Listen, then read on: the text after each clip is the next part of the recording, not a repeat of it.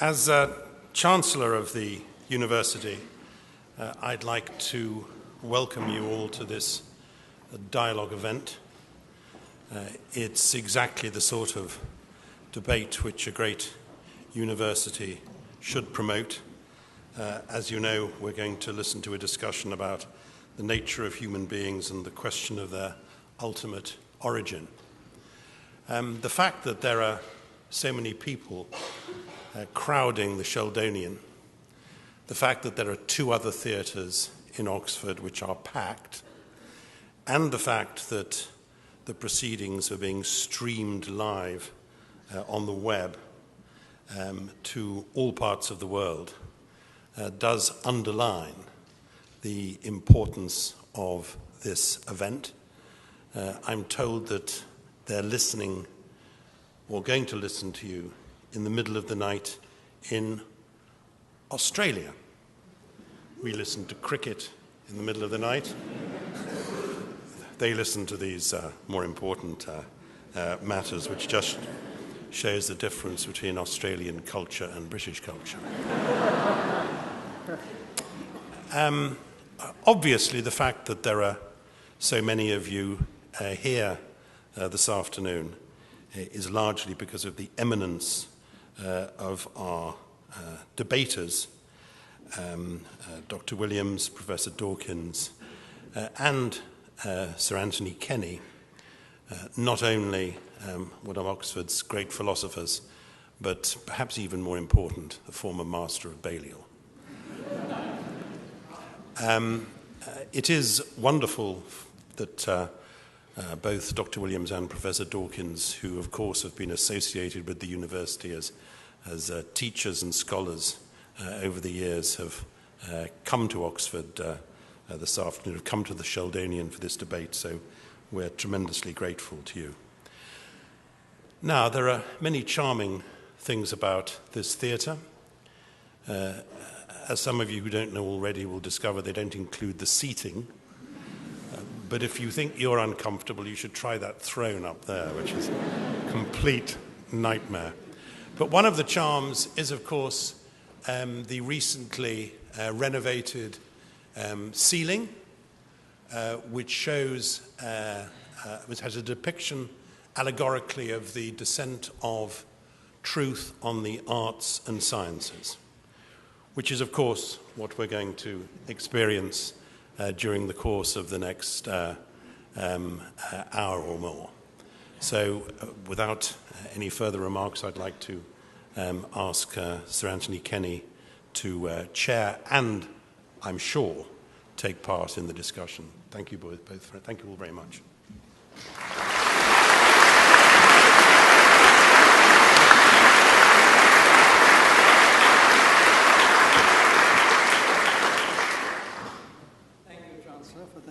Kind words.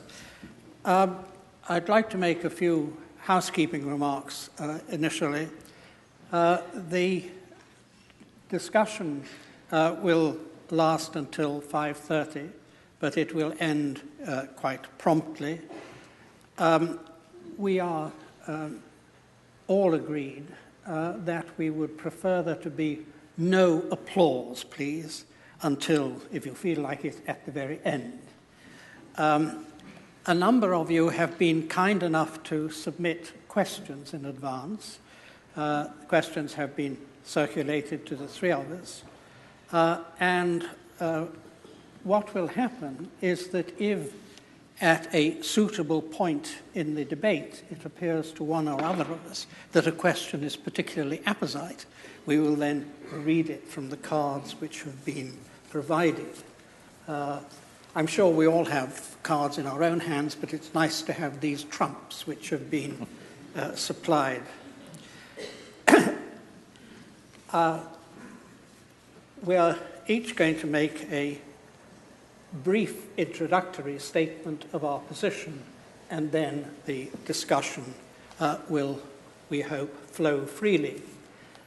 The topic is the nature of human beings and the question of their ultimate origins. And we're going to take this pretty substantial question in four stages. First of all, the nature of individual human beings now, of all of us. Secondly, the origin of the human species as a whole. Thirdly, the origin of life on Earth. And finally, the origin of the universe. I think that should keep us going probably until 2030. We will be, as it were, tracing our ancestry backwards.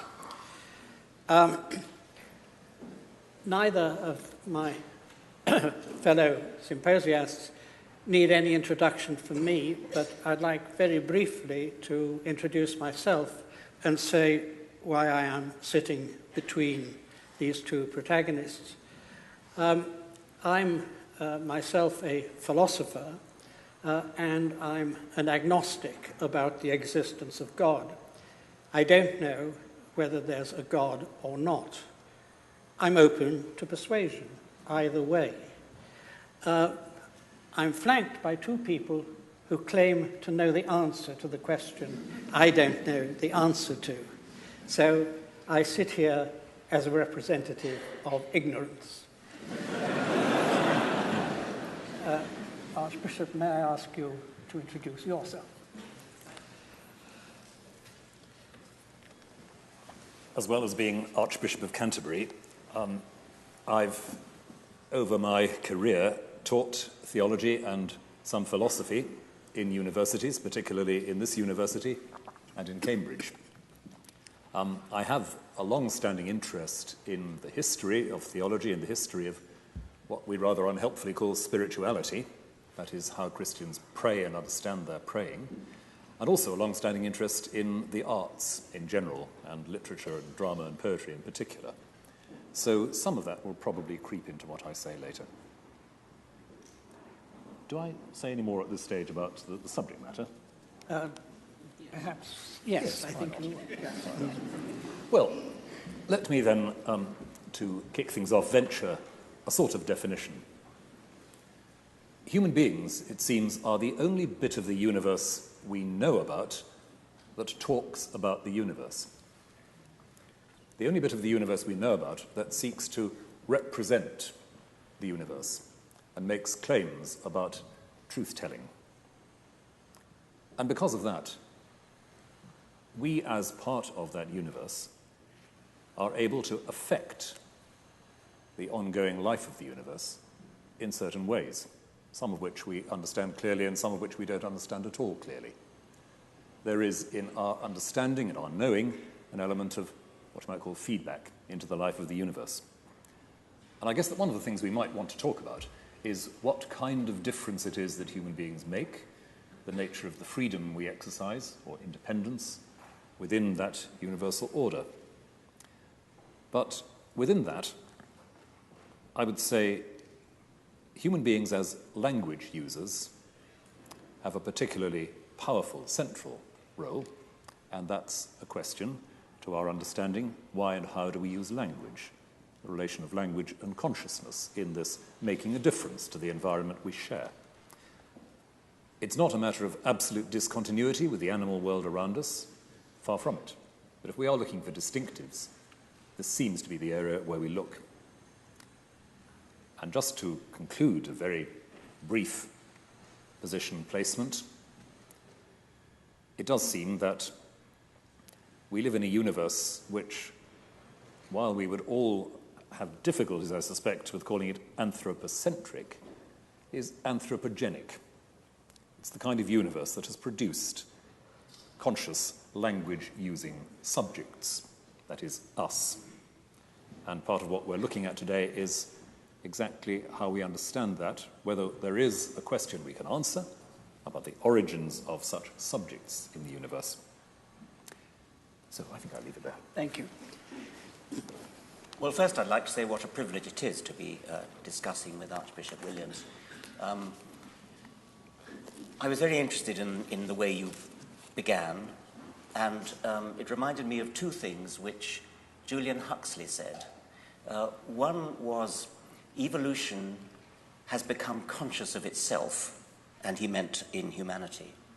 And the other is a poem that he wrote which I can't remember all of it, but it begins, "The world of things entered your infant mind to populate that crystal cabinet."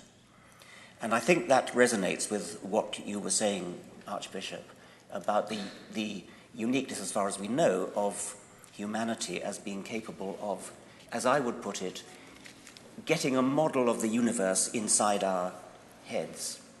And no doubt we'll come back to this idea. I think it's extremely interesting. I was singing to myself in the shower this morning, and I realized that it was a hymn. I'm a cultural Anglican.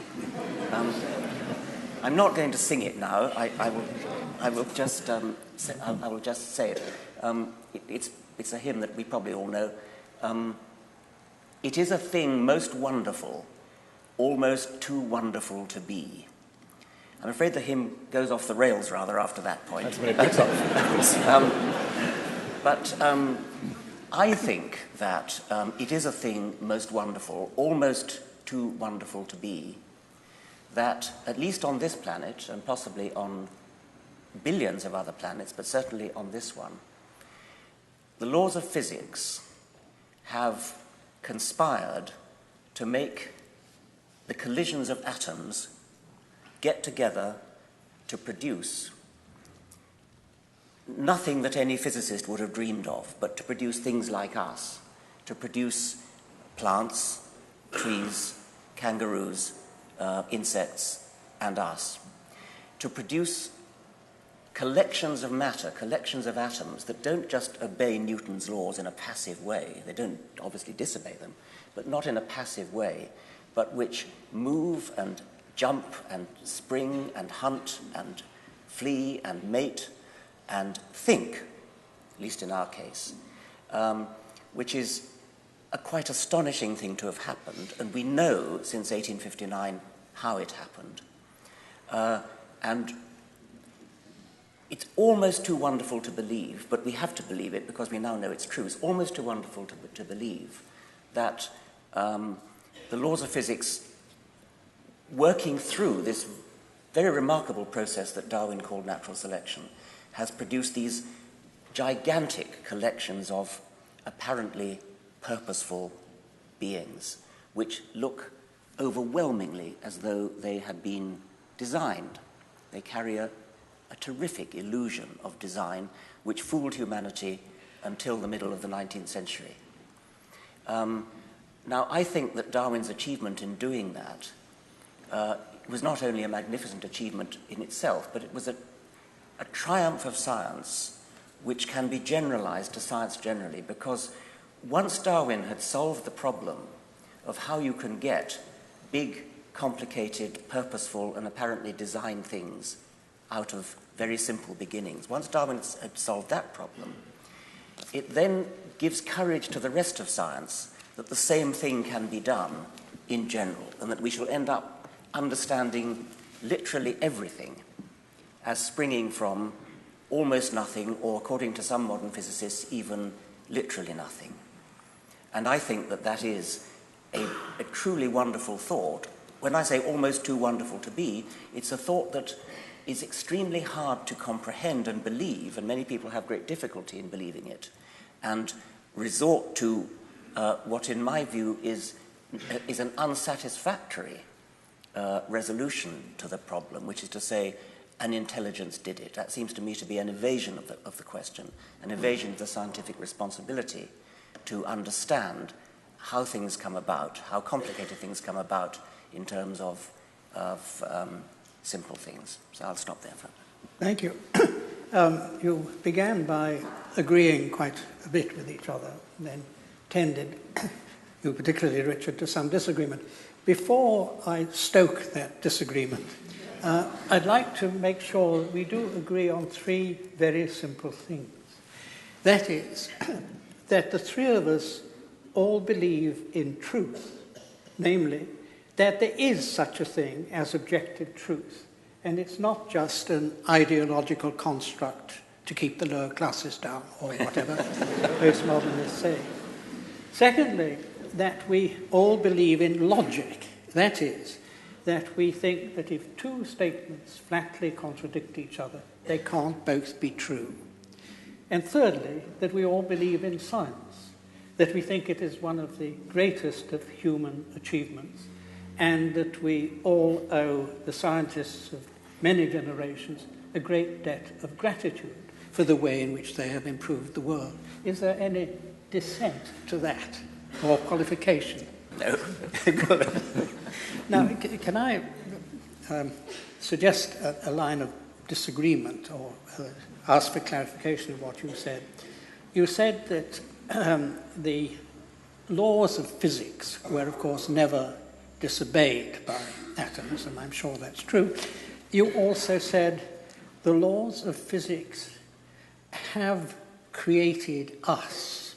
Now, it seems to me that there are two different things there. There's nobody is going to say that the laws of physics are being regularly broken. But that doesn't say that the laws of physics alone determine what happens.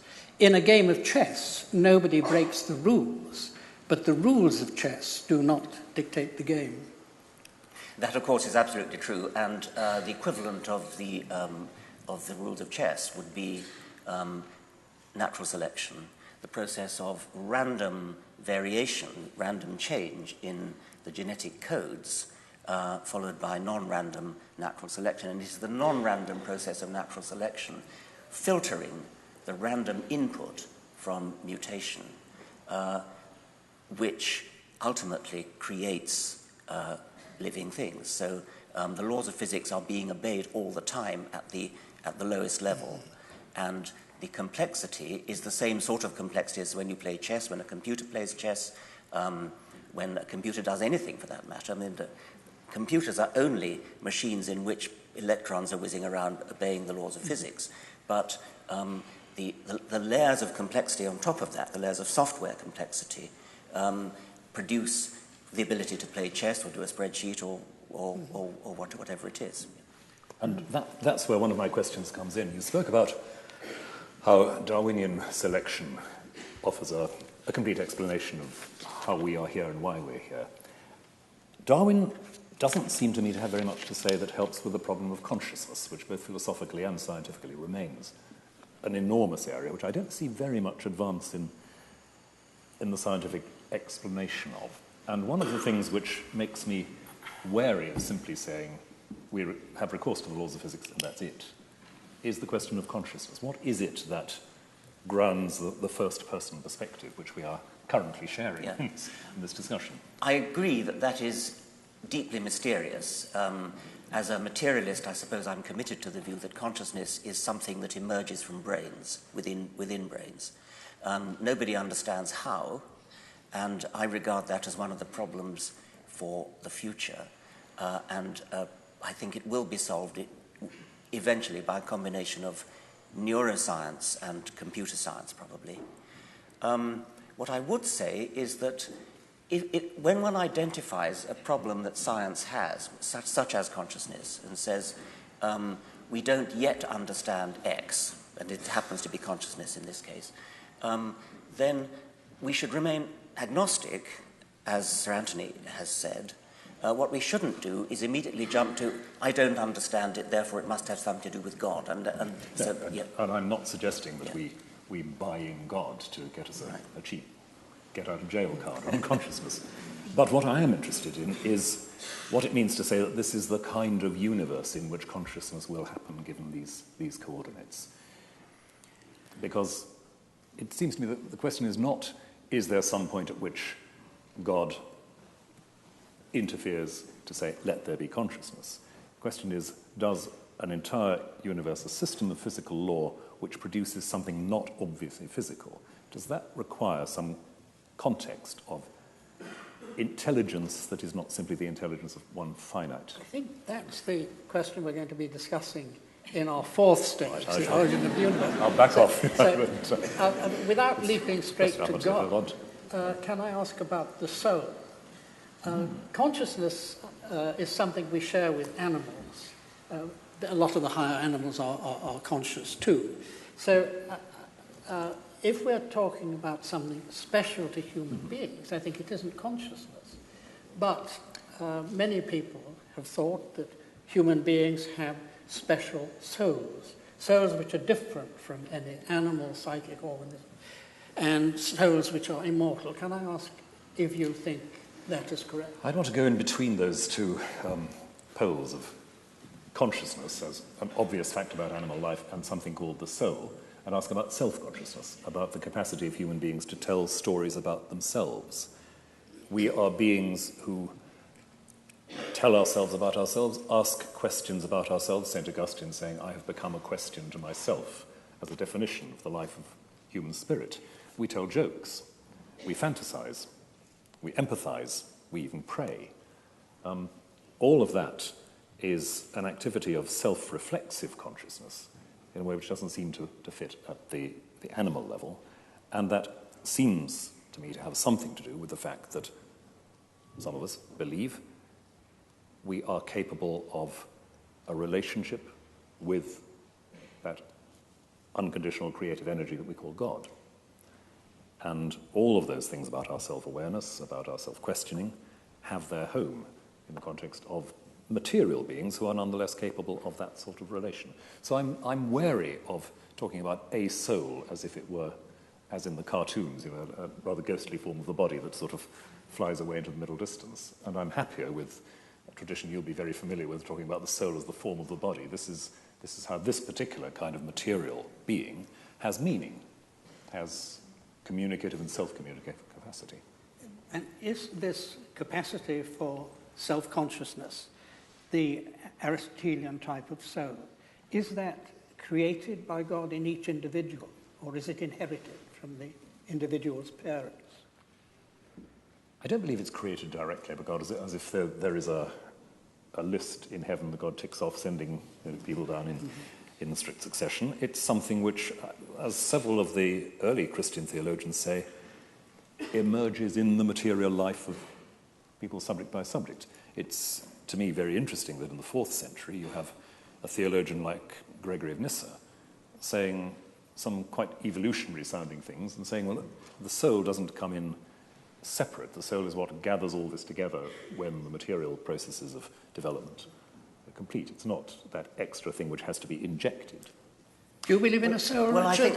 I think that consciousness, that phrase gathering together, is possibly quite insightful about what actually happens about consciousness in the development of a baby. And I think that there's been quite good suggestions that a baby is a sort of mixture of an assortment of different semi-individuals who gradually fuse themselves together to become what we think of as our individuality, as our conscious self.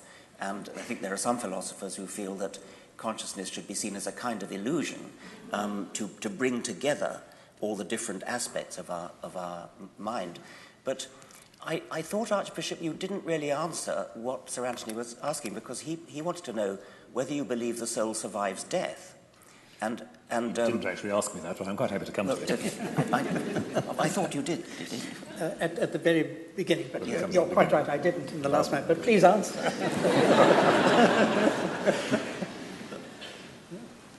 The short answer is yes. The long answer would take quite a while, so bear with me a moment. What it is that we develop in self-consciousness, in relationship to others and to God, is, for myself as a Christian, something which does not simply cease on material death. What it means that it doesn't cease, what it is for that relationship with God to advance, blossom, come home, I have no idea. I have a number of images, but no idea. And the confidence that I as a Christian have about that is not the belief that there's something in me that will survive. It's a belief in the kind of God who does not terminate the relationship initiated from God's side as I develop and grow. But could I just come back very briefly on one of your phrases about consciousness as an illusion? Yes. I've come across this sort of language, and I have to say it baffles me rather. Yes. Because if consciousness is an illusion, what isn't? I mean, the concept of an illusion presupposes that there is that's correct fair enough. Yes, way of that's fair perceiving. enough. Yeah. And I find that there's a lot of that slippage going on in some of the writing in this area. Consciousness is a mistake. But to talk about mistakes, we have to have a framework in which it makes sense to distinguish between a mistake and a correct observation. Consciousness is an illusion, but we need, therefore, a distinction between illusion and correct perception, or even, well, I could go on, but you see the point. Yes. And to say that consciousness is something emerging to resolve the problems, if you like, of a discrete ETE perception is not quite the same as saying it's an illusion, or to say with Daniel Dennett that there is no evidence for consciousness. I scratch my head profoundly of that one. I have a colleague who when one gets into this argument and they come to the point where one says, well, we don't actually have any evidence that any of the rest of us are maybe I'm the only one who is, and so on. And he finishes the conversation by saying, I'm not conscious. The thing that really baffles me about consciousness is that I can kind of see that one could program a computer to behave exactly as though it were conscious, to pass the Turing test and actually fool people into thinking that it was conscious. But I still have trouble believing it actually would be, and yet I think I have to be committed to the view that it would be. Well, I think it's sad that you're committed to that view. I think it's rather sad that you're committed to that view. Well, why? Computers are human tools. They can't even add two and two together. They are tools that are used by human beings, by human programmers. They can't even tell the time, and they wouldn't know what to do it if they did. Put it another way, if I may. Computers are, and I'm a scientific illiterate here, but computers are binary systems, essentially, aren't they?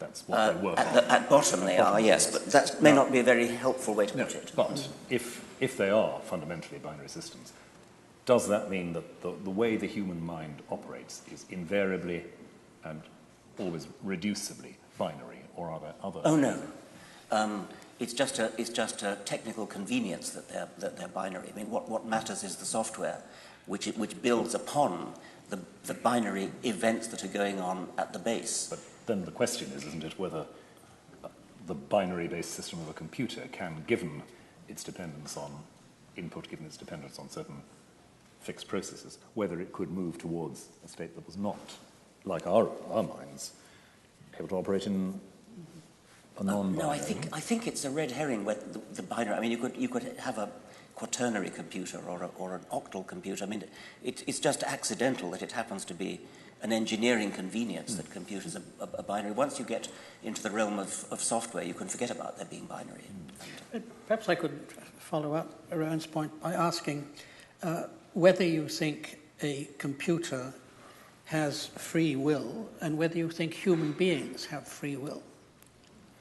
Well, I think free will is a difficult question, and I don't think computers have free will in the sense that I do think that everything that happens in a computer is predetermined by events in the world, mostly inside the computer itself. So in that sense, computers don't have free will, but in that sense, we probably don't either. I'm interested you say that because a lot of people misunderstood your first book, The Selfish Gene, to say that you believed in gene determinism, that everything was determined for us by our genes and therefore we didn't have free will. In your second book, The Extended Phenotype, you took great pains to explain that you were not a gene determinist. Yes. Well, usually not being a determinist includes believing in free will. No. The emphasis should be on the word gene. I'm not a genetic determinist in the sense that some people thought that I was saying that it's genes that make us what we are. Whereas all I was saying is that it's genes that are the fundamental unit of natural selection, which is a very different matter. You can be a determinist without being a genetic determinist. You can be a determinist who believes that events in the world, events in the universe, come together to produce everything that happens afterwards, including us, and including what we do. But that's very different. I mean, genetic determinism is a much more specific and less philosophical problem. Does it mean that in principle every decision is predictable? Well, that's what a determinist would say. Yes. Is it what you say? I hesitate a little bit because of quantum indeterminacy, but I don't think that you can get away from determinism by postulating a ghost inside which takes decisions which are somehow independent of physical reality. Oh, I don't think that believing free will commits you to a ghost taking decisions independent of physical reality. But if, and I'd like to come back to this, if the distinction between absolutely inert stuff and mind is not quite where it's frequently been thought to lie, if the universe doesn't just break down into sort of ghostly stuff and hard stuff, then a decision is not something which some independent homunculus inside me makes, never mind what happens. It is something that emerges from a set of physical conditions not wholly determined, but innovating and thereby making a difference. I mean, therefore not. They could be wholly determined, but you would have the illusion of freedom. I mean, there are. How would you tell the difference? Well, there are neurological experiments where people have measured brain states. Yes. Well, I'll just finish because other people may not. Sorry.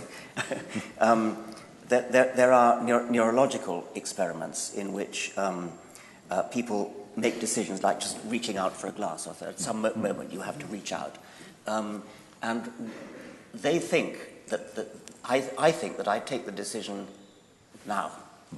But what the experimental results show is that actually the decision was taken some seconds before, because you can tell from the brain states that it's going to happen. Well, I'm not sure what that means, but I think it probably means, or might well mean, that when I think I've taken the decision, when the illusory ghost in me, which I think of myself as me, takes the decision, it has already been taken. One of the things which makes that experiment, to my mind, a bit less than clinching is, of course, that it relates to fairly small-scale, short-term, rather uninteresting decisions.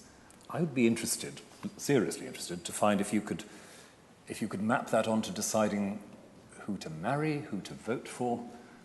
Well, what we usually mean by decisions that are significant. I suppose it's just rather difficult to do experiments on that kind of... Exactly. Yes. Exactly. And so, perforce, just as geneticists have to work on peas because it's easier to work on than... I mean, I think you have to reduce the problem down to something that's experimentally tractable. But can we bring back to our commitment to logic for a moment? Yes. If I can just press this one, because again, it's an interesting conundrum to me. There's an old sort of chestnut of philosophical argument which effectively says, if you were to tell me that it is foreordained that I will pick up a glass of water in the next 5 seconds, I can actually refuse to do so. Now, my refusal may be predetermined, but you see that there's a sort of regress of intelligibility. In other words, a true statement, I am determined, it is determined that I pick up this glass of water, is incommunicable. It can't be spoken without making a difference to my possibilities. I think that's right, and that's the kind of thing philosophers like. But can I also say that most philosophers don't like the naive picture of free will that experiment presupposed. Right. I mean, it was an idea made popular initially by Descartes and by David Hume, and a long tradition of empiricist and rationalist philosophers, that there was a sort of soul inside that in which mental events occurred, which were the causes of the bodily events. And it's that picture which that experiment presupposes. But since at least the time of Wittgenstein, Rowan and I both admire, and Gilbert Ryle, who was my teacher here many years ago, it's commonly thought that there are very sound philosophical reasons for denying that is the way things work. It's surprising that you should admire it, because it is very much the ghost in the machine picture. And you're saying, the machine works before the ghost does. whereas I think most philosophers nowadays would think the whole idea of constructing body and mind like that is quite wrong. But why doesn't it destroy the idea of free will? Because it only shows the order of events in an act that is undetermined may not be what you would have expected if you had the false philosophical idea. Well, I'm not a philosopher, and that'll be obvious. Perhaps you should have invited a philosopher to... Perhaps we should move from our question one about human beings. But could I just round it off with taking up something that you said, Rowan? You said, when you were talking about possible immortality, that as a Christian you thought this and that. So do I take it that that means that you think the immortality of the soul or survival of any kind is a matter of faith and not something that can be proved by reason, as many philosophers in the past thought it could? Broadly, that's right.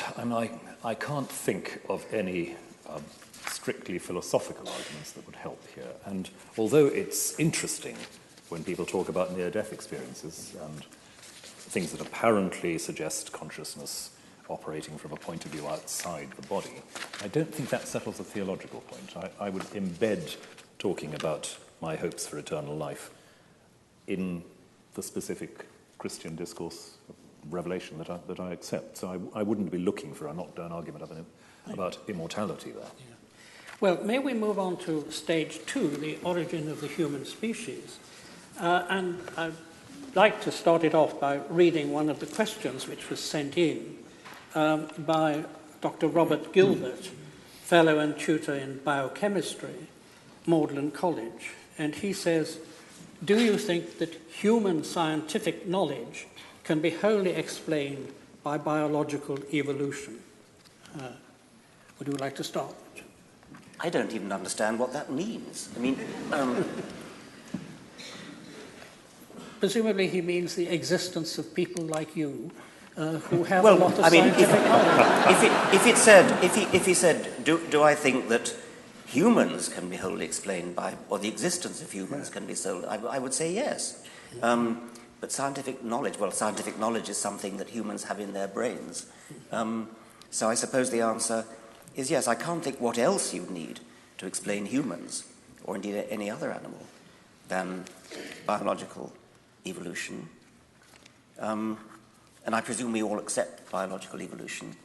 Yes. I'd guess that the question might be about some of what we've just been talking about, consciousness and so forth, the Yes. capacity of a materially based mental system to represent accurately or adequately, in some sense, the structure of the universe. Is that something which biological evolution, in a strict sense, can predict? Well, I think it's very plausible that biological evolution would indeed give rise to brains which are good at analysing things, good at synthesizing things, and good at packing knowledge away.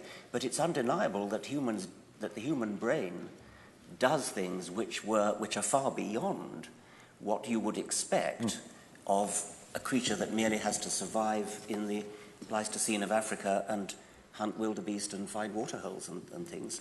So there are strong emergent properties in the human mind which arise presumably because in order to build a brain that is good at surviving in a certain way in a mundane world, it's rather hard to build that brain which is not automatically capable of doing more advanced things such as mathematics and philosophy.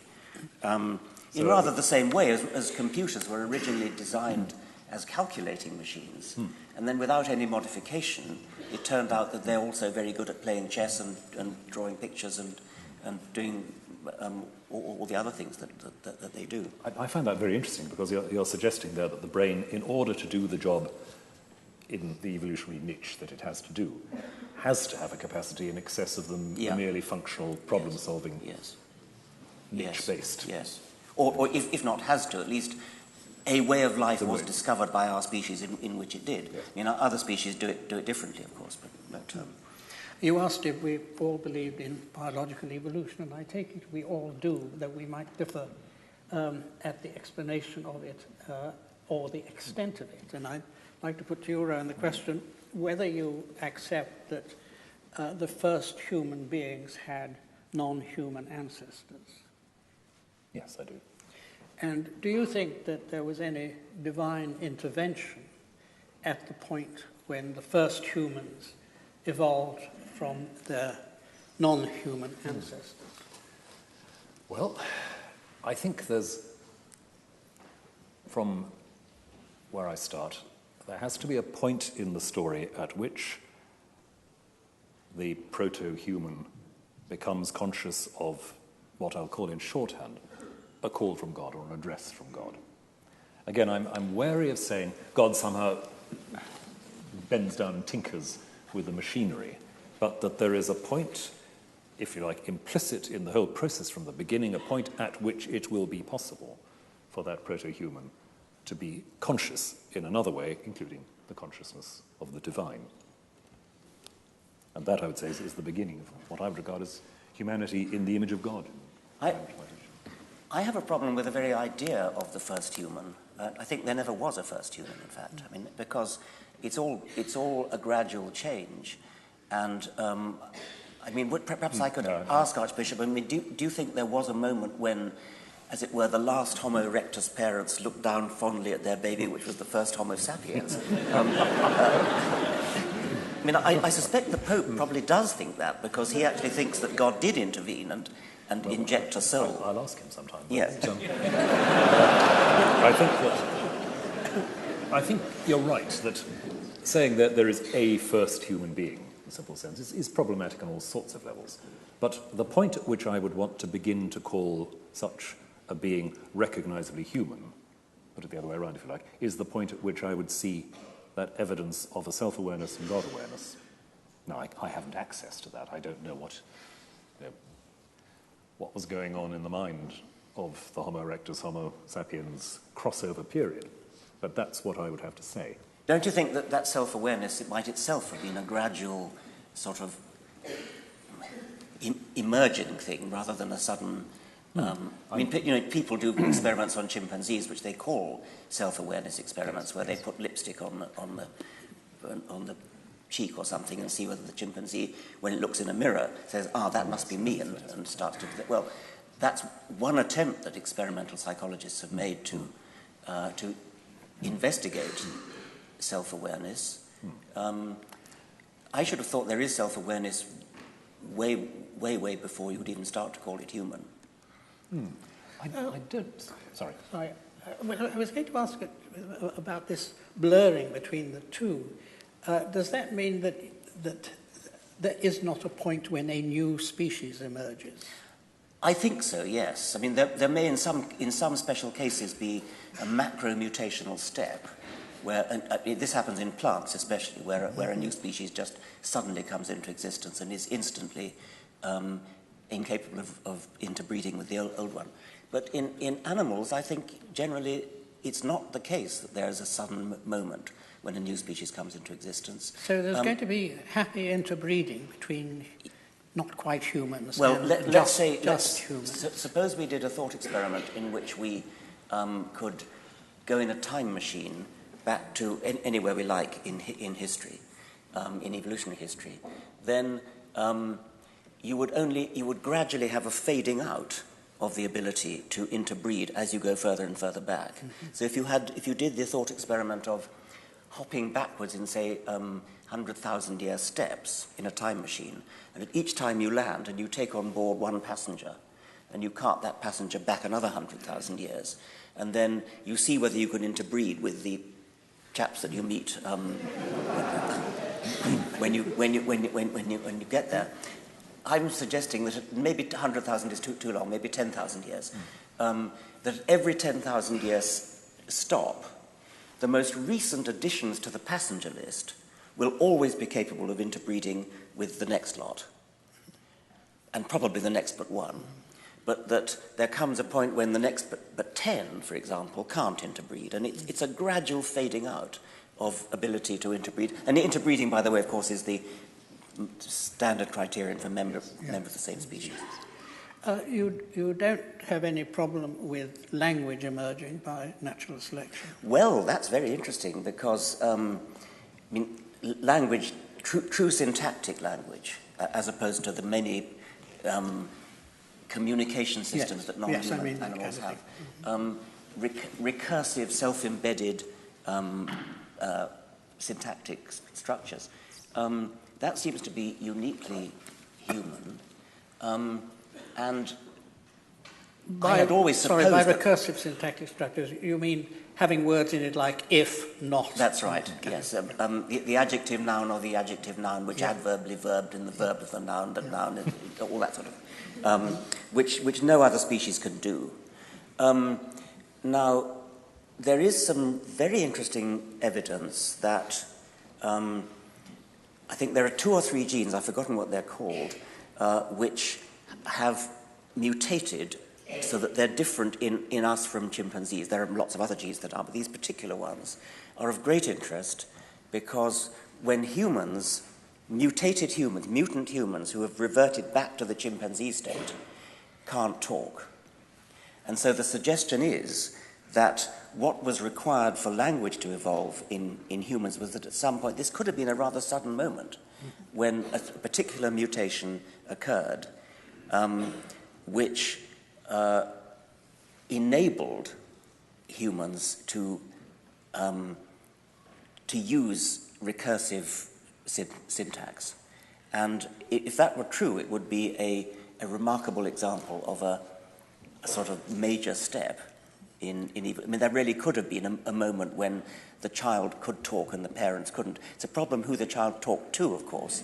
But that seems to me an enormously important question, who the child talks to, because in ordinary physical evolution, there's no difficulty in thinking that a mutation can produce an animal with a longer leg than other members of the species. I mean, you can measure the leg. But the idea that just one member had a language, given that language is a social community effort, I find very difficult. No, you can't really imagine that it would have had a language. It would have been, there have been other suggestions that the ability to do hierarchical embedment, if we can call it, started before language and was used in controlling.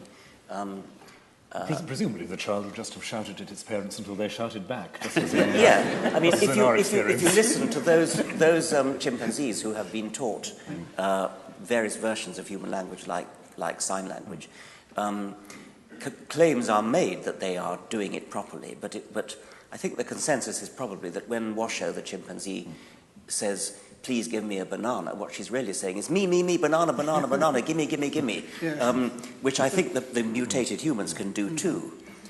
It's just that what they can't do is, this is the house that Jack built. So it's actually rather like what you were saying about the brain, that there's a point at which there's a sort of step change in capacity, which is not predictable simply in terms of the niche that it fits into. That's right, and it could be an exception to my general prejudice that evolution is always gradual. It could be a rather unique exception. Thank you. So even if there wasn't a first human being, there was a first human That's talker. right. There indeed could be, yeah. Thank you. Before we leave the question of the origin of the human species, I'd like to read out one more question from the floor from Isabel Richards. It goes like this. Human beings are immensely imperfect, with so many of our potentialities unrealized. Are these failures of evolution, or are they failures of design? I imagine the first alternative is a question to you, and the second to you.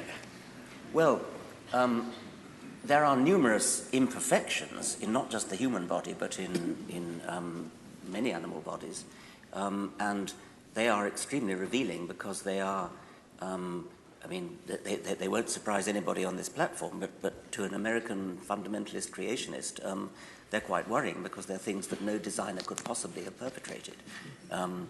Things like the recurrent laryngeal nerve, which is there's a branch of the cranial nerve, and it goes to the larynx. But instead of going straight to the larynx, it goes way, way down into the chest, and then loops round one of the main arteries in the chest, and then goes back up again. which in a giraffe is a detour of about 15 feet. So this has been often quoted as an example of imperfection. No designer would ever dream of doing something as silly as that. But of course, if you understand it in terms of evolutionary history, it makes perfect sense, because in our fish ancestors, the most direct route between the start of the nerve and its end organ was indeed south of the artery that it still is. And as evolution progressed, as the neck got longer, fish don't have necks, as the neck got longer in their descendants, the marginal cost of another millimetre of detour was less than the marginal cost of the immense embryological upheaval it would have taken to have jumped it over. So if you look at it in terms of history, then it makes perfect sense, and we're full of examples like that. And rather serious ones sometimes, like the imperfections of the way so many people have back pain is because we're walking upright when our ancestors walked on all fours. But I don't know if that's what the questioner means, because she says so many of our potentialities unrealized, and obviously nothing that I've said has any bearing on that. I think there are two kinds of question going on here, at least. Imperfection and incompletion. Unrealized potentiality is about incompletion, isn't it? It's about the fact that there are things we might, as individuals or even as a species, conceivably do, but we can't or don't. And I don't see that that's a matter of failure, because in any system where we grow through time and develop through time, whether as individuals or as species, that's just part of what it is to be temporally conditioned, to live in time, one thing after another. Failure is, I think, another kind of question, isn't it? And it's the apparent inefficiency or irrationality, in a rather loose sense, that you've just described in terms of the origin. But I almost wonder whether she means something like the Christian, I don't know, we're all imperfect because of original sin or something like that. I mean, that it is part of Christian theology, isn't it, that humans are all born in sin and sinful until redeemed. And could she mean that? I think Isabel Richards is probably here. Perhaps she could tell us what she means. Hi. Well, I think that the context of the question, when posed, was when we think about potentialities that are unfulfilled. The context originally of the thought of this question was, when a mother has a child and the child, for example, dies without being able to fulfill what could be its full life, and that there are these tragic moments in people's lives, and you, as humans, want to try and explain or to try and come to terms with what those things mean. And I think the question is based around, do we need a sort of explanation for the fact that those things are unfulfilled? Is that something that evolution will eventually, for example, get rid of? Is there some sort of end game, or is on the other hand, I think you've made clear the question, and I think it is much more a question to the Archbishop than to... Well, my answer would just be, it's tough. Stuff happens. So evolution... Can we let the Archbishop answer, please? I think I might feel obliged to say a little bit more than stuff happens. Yeah. Because you're asking, of course, the most fundamental question about, if you like, the emotional coherence almost of religious belief, how it's compatible with the fact that lives are cut short in terrible circumstances. I haven't got a mega theory that will sort this out. I have a kind of bottom line of understanding that in a world where change and chance are, from the point of view of any individual, uncontrollable, tragic accidents happen. That there is no way, or perhaps that's just an elegant version of stuff happens. I hope it's not quite that. But that is one of the things that happens in a world where we are not in control of our circumstances. I mean, it's of course inherent in the very idea of natural selection that distress happens. Far from evolution getting rid of the problems that you're talking about, it's the very essence of natural selection that unfortunate things happen. Death, non-random death before reproduction, is what natural selection is all about, and it's tragic. And if one looks around the world and sees the sheer amount of suffering that there is in the animal kingdom as well as in the human, it is exactly as you would expect it to be if it were just the blind forces of nature acting, if there were no overarching purpose in the world. It's one of the strongest points one can make, and Darwin himself said it, that I find it impossible to believe in believe that the Ichneumonidae, that's a family of wasps who torture their victims in horrible ways, could be created by a beneficent deity, something like that. It's utterly foreign to the scientific way of thinking to say, oh, isn't the world terrible? Shouldn't evolution do something about it? It's because it's terrible that evolution produces the results that it does. So this really is much more of a problem for you, isn't it? I think it is. And also the point that Richard made about, as it were, design faults. I mean, our eyes having been put in backwards and that kind of thing. They make... But perhaps you don't believe that the universe was actually designed. All we've got to go on when we use a word like design is what it's like for us to design things. And that's a fairly short-term exercise with controllable material.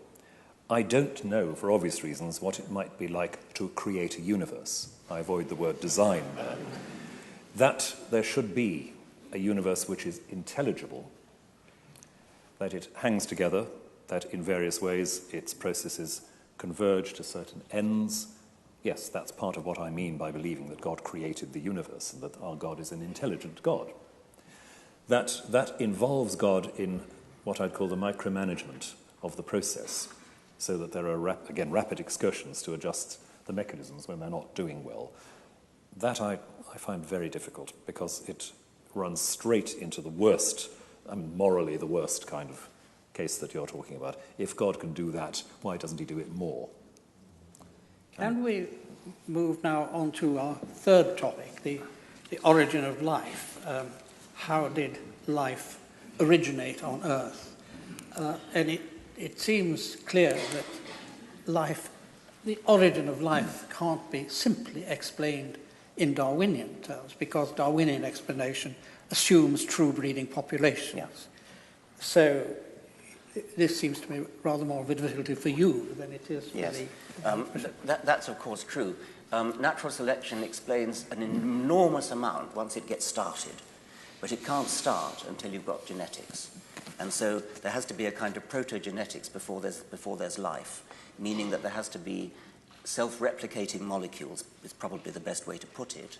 And so the whole enterprise to understand the origin of life is an enterprise to imagine what it was like in the sea, probably in the sea anyway, in the world, before there was life, when there were molecules bumbling around and self-replicating molecules that made copies of themselves came into existence by sheer luck.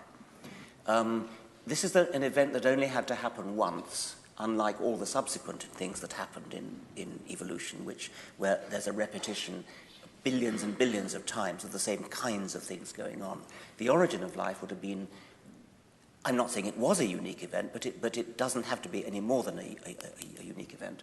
Once that happened, then the whole process took off. Nobody knows how it happened.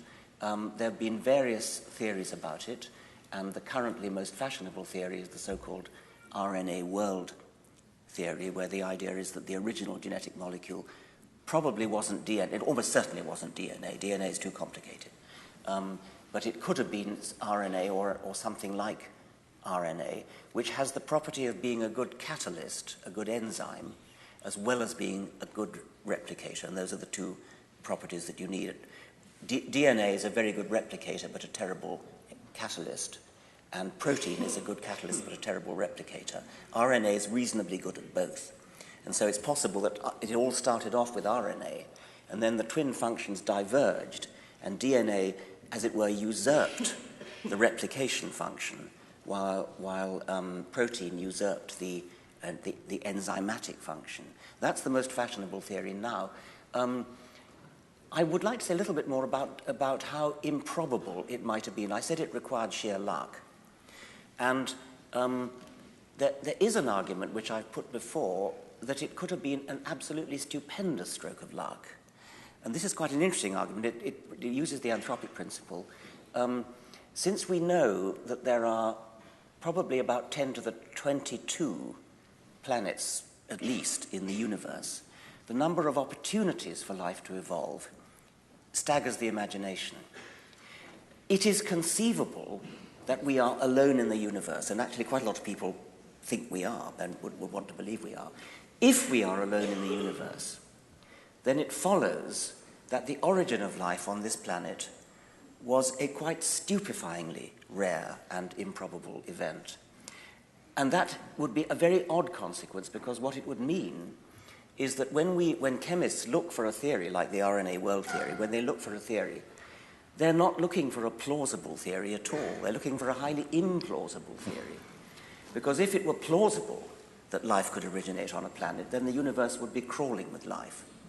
And my view is that it probably is crawling with life, and therefore that it's not all that improbable.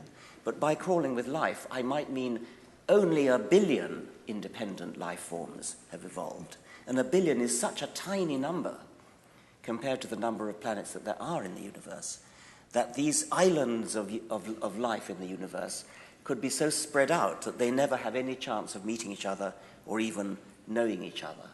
A sort of celestial Polynesia without any canoes to yes. Richard, in several of your books, you've shown enormous ingenuity in proving that things which seem astronomically improbable are not astronomically improbable. But it seems to be a big step to move from saying that something was not astronomically impossible, so it actually happened. I mean, it's not astronomically impossible that the roof of the Sheldonian should fall on you in a moment's time. But I don't think that means it's going to happen. No. But remember that it only has to happen once in the history and it only has to happen on one planet in the universe, and this is where the anthropic principle comes in. Could you explain to people what the anthropic principle is? If it's such an improbable event that it happened in only one planet in the universe, then that planet has to be this planet, because here we are. And that's the anthropic principle. When you say had to be this planet, what kind of necessity are you talking about? I mean, philosophers distinguish between metaphysical necessity and epistemic necessity. Epistemic necessity is the opposite of epistemic possibility. Something is epistemically possible if, for all we know, it might be true. But that doesn't mean that something is epistemically necessary, therefore means that we know it is true. But that doesn't mean that it was necessary in advance. I think you somewhere give an example yourself of somebody who's put before a firing squad of 10 marksmen, and they all miss. And people say, well, there must be some explanation for that. And he said, oh, no, it had to be that way because I'm still here. Yes. That doesn't seem to be a very good argument. That's the example of John Leslie, isn't it? Yes, that's yes. No, the way I was using it, I don't know the words epistemic and so on, so I'm not going to use that. But there are so many planets in the universe that we are allowed to postulate a theory of the origin of life which has only a very, very, very low probability of happening. And the reason we're allowed to do that is that we are here on a planet where it manifestly happened. Because we're here, we're thinking about it, we're talking about it. So if it's true, I don't believe for a moment it's true that there's life on only one planet in the universe. But if anybody here wants to say there's life that this planet is unique in having life, then they are entitled to do so because we know it happened here. We're sitting here talking about it. Therefore, if this planet had to be, with hindsight, it's not a necessity in advance, it's with hindsight, had to be the one where it did happen. I think John Leslie's argument is a little bit different. I don't think that applies to this. I think we will be coming back to the anthropic principle when we're talking about the origin of the universe. Yes. But before we do that... Sorry, just come back on one interesting question about the, what you call the protogenetics or the yes. pre-genetics. Is that as much as to say that even before we have a genetic scheme, we have the transfer of information? Yes. To put it yes. rather crudely. And that, if you like, turning back your own point about the origins of humanity, there's no point in the universal story where we can say there is no information being... I think that might be one of the places where you would want to suggest that there was a sudden moment when something happened. Information in this context would mean that there are self-replicating entities, but there is more than one kind of them. So it's not enough just to have a self-replicating entity which makes infinite numbers of copies of itself, because then you don't get competition, you don't get variety. So it has to be something like DNA, probably nothing like as complex as DNA, but something like DNA where information means that there's heterogeneity in the types of entity that there are, and each type gives rise to its own type, with an occasional possibility of a mistake, which then increases the number of different types that there are, which therefore allows for the possibility of competition between them, where competition means very precisely competition to become more numerous in the population of such entities as compared with others. And I think that had to be the first step. Nobody knows, and it's a very, very difficult problem, how something like the triplet code of DNA arose. It's often described as possibly a frozen accident, that once the triplet code had arisen, then it couldn't be changed, because any change would be completely, immediately disastrous, catastrophically disastrous. But how the triplet code arose, I think, is a mystery waiting to be solved. But, I mean, just as I think I said at the beginning, we would have to say this is an anthropogenic universe in the sense that it's thrown up us. Is there then a sense in which we have to say that the universe is necessarily an information-generating system? I think it's a very interesting point to suggest that the universe is an information generator.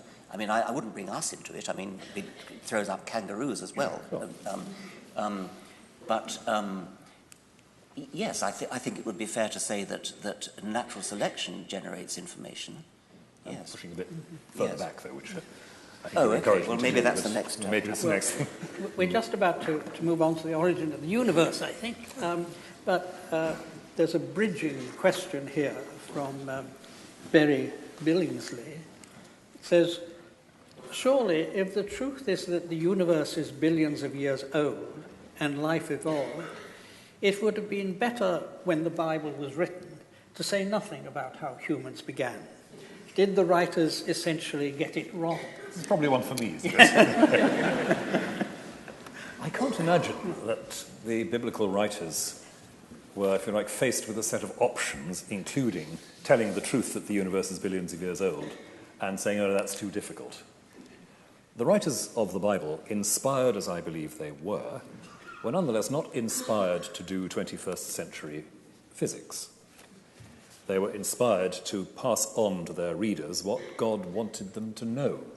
Forgive the naked theology here, but I might as well come clean.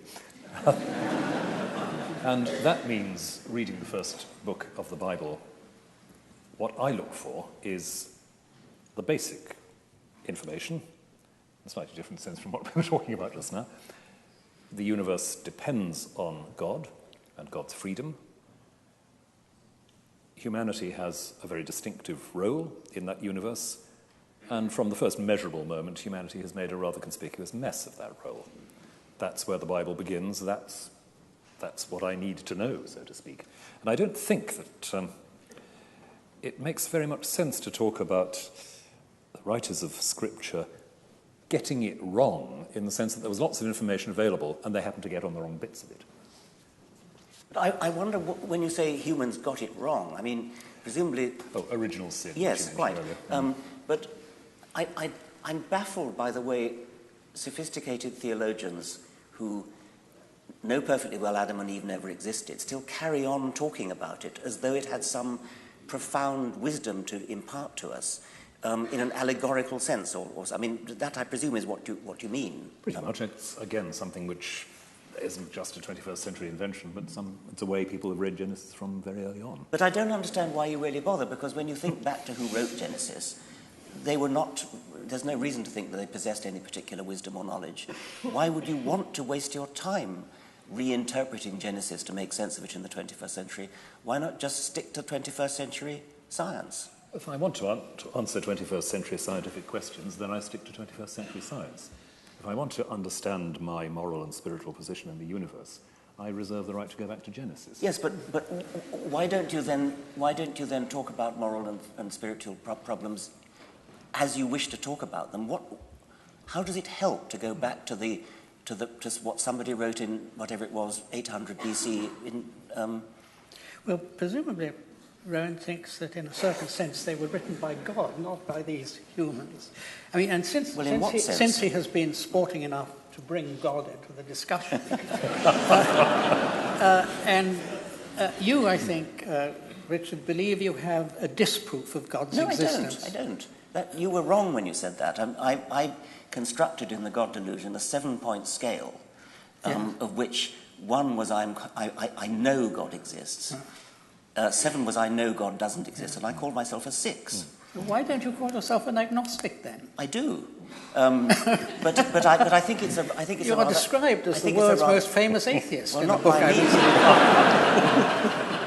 Not by me. But can I ask you to right, spell out your argument? 6.9. Your Boeing.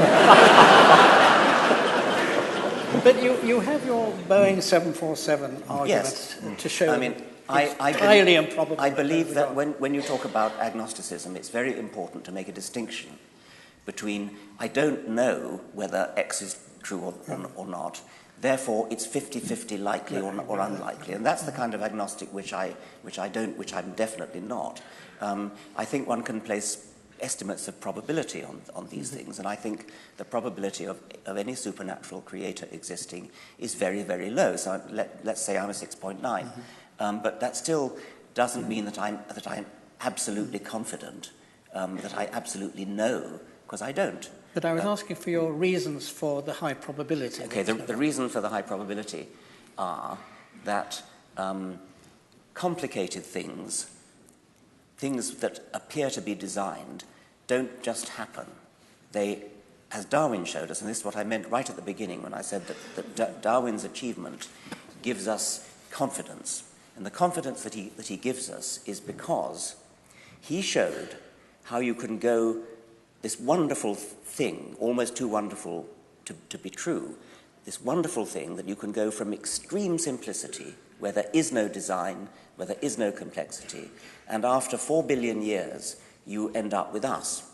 And that's an explicable process, it's an understandable process, we understand it, it works. Now that's an astonishing thing to have happened.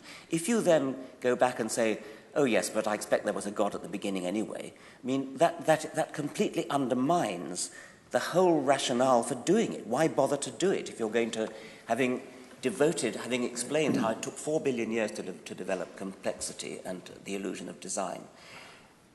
It's a betrayal of everything that science stands for to suddenly go back and say, oh yes, but there was a God at the beginning anyway who started it all off, or something of that sort. Consciousness is part of it. Intelligence, design, complexity, the elegance of life, all these things come late in the universe. They come after a long period of billions of years of evolution. It took 4 billion years on this planet. We don't know how long it took on other planets, if there are. But it's not something that just happens. That's the Boeing 747 argument. But I thought your Boeing 747 argument was that complexity can only be produced by, that a God could only produce the whole evolutionary story if it was more complex than the whole evolutionary story. Well, I don't think it would have to be more complex, but it certainly couldn't be simple anyway. It would have to be, I mean, if we're asking God to be capable of designing the laws of physics, minimally designing the laws of physics, let's say, twiddling the knobs to get the universe's fundamental constants right in order to produce a universe, perhaps dealing with the chemical events of the origin of life. So he's got to be at least as complicated enough to do that. And he's got to forgive your sins and listen to your prayers and all that kind of thing. That's not a simple creature. Don't we have to distinguish between two senses of complexity? Yes. And of simplicity. There is complexity of structure and complexity of function. Now, traditionally, theologians have said that God was simple, that is to say he had no structure, he was not spread out in space and time. But of course, in saying that he was omnipotent, they said that he had an enormous number of powers, an infinite number of powers. But there is a distinction between complexity of structure and complexity of function. Take my electric razor. It is a much more complicated machine than a cutthroat razor. The cutthroat razor is simple in structure, but it has more complex powers than the electric razor, because the electric razor can only be used to shave a beard, whereas the cutthroat razor could be used to cut a throat. Indeed, you needn't even have a cutthroat razor. You just find a stone, a flint, and I really don't see what you're saying. I mean, you cannot Just be distinguishing serious. two senses of simplicity. Can I have a go? Yes, please. Yes. Yes, you three are. You can do it better. Not that I know much about razors, but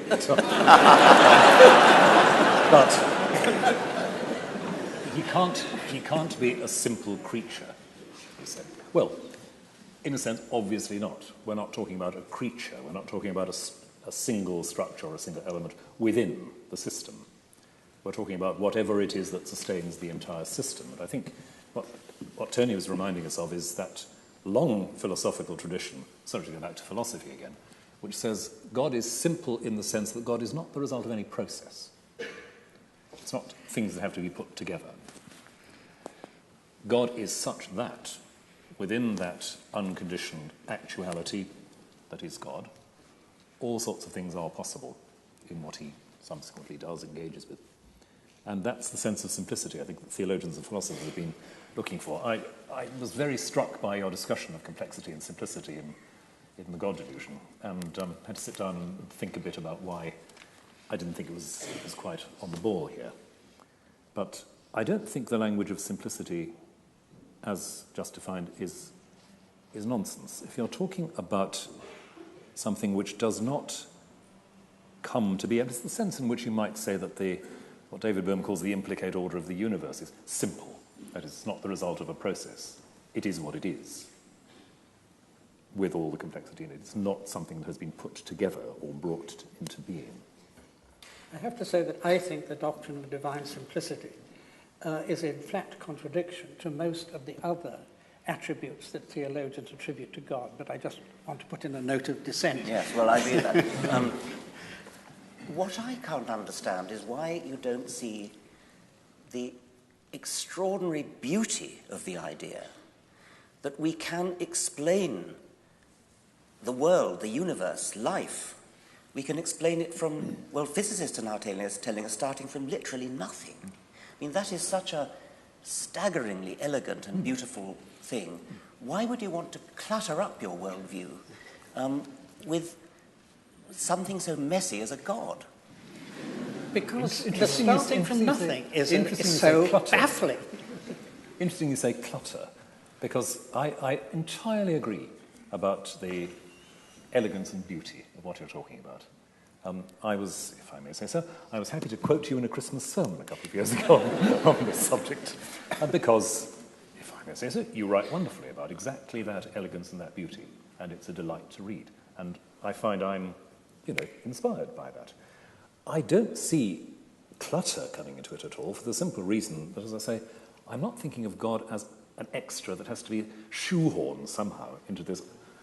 Which is exactly how I see it. I mean, yes, well, that's where we disagree, isn't it? Could I just ask one final question before handing over to Professor Henry Brook? You should seem to be attracted by the idea that there may be multiple universes, many other universes, and this is at one point something you offer as an explanation of the very striking fact of the cosmological constants being so fine-tuned that we are able to live in a universe governed by them. Now, it seems to me that intelligent design on the one hand and multiple universes on the other are exactly on a level. They are both metaphysical hypotheses, because these other universes cannot be amenable to scientific investigation. Otherwise, they'd be our universe. And I'm not against metaphysics. I'm a metaphysician myself. But it does seem to me that if one ought not to teach intelligent or even mention intelligent design in science classes, one ought not to teach or even mention multiverses.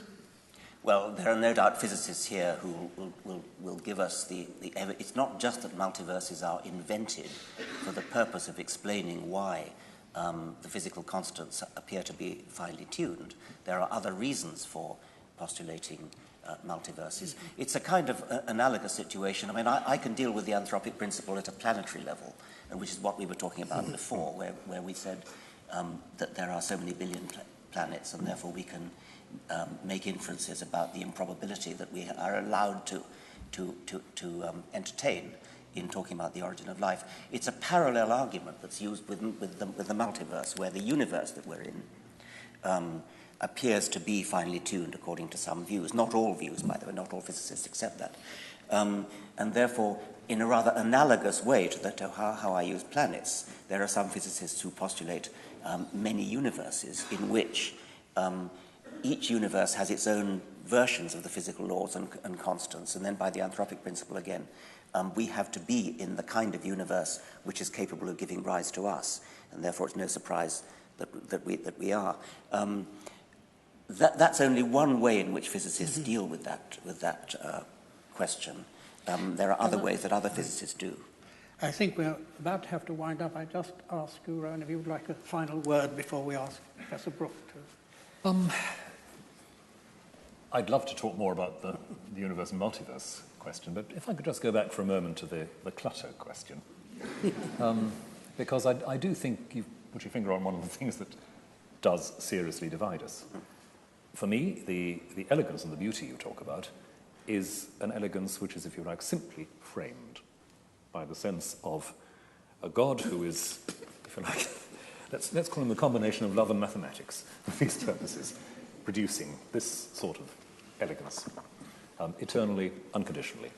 And I feel for that vision of the universe in the hand of God very much as you feel for what you've been talking about in terms of the elegance and beauty of the scientific explanation. That is, for me, at least as much worth contemplating, enjoying, not just investigating it, enjoying, as the scientific picture you've sketched. Thank you very much. Thank you, Richard. I think Professor Brook is going to say a few words to close the session. Chancellor, guests, colleagues, ladies and gentlemen, as joint convener of Oxford Sophia Europa Group, I'm honoured to propose this brief vote of thanks to our distinguished speakers. They've surely met our highest expectations for serious dialogue on a subject that in the blog sphere so often attracts the angry and the opinionated. Charles Darwin declined to discuss humankind in his Origin of Species, declaring it a subject too riven with prejudice. In a culture that now contemplates the prospects for for posthumanism and transhumanism, prejudices still abound. How refreshing, then, to witness an engagement of the quality we've experienced this afternoon. And how appropriate that it should have taken place in a university with which each speaker has been intimately associated, and where the proper study of humanity requires the insights of many disciplines.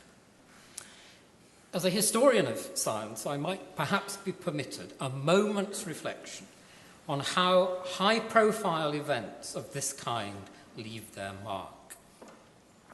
As with the debate between the Bishop of Oxford, Samuel Wilberforce, and Thomas Henry Huxley, such events produce delicious anecdotes and later mythologies that shape public opinion long afterwards. When a former Archbishop of York, Dr. John Hapgood, once engaged with Professor Dawkins, a newspaper headline the following day famously read, "Apes have souls too, says primate."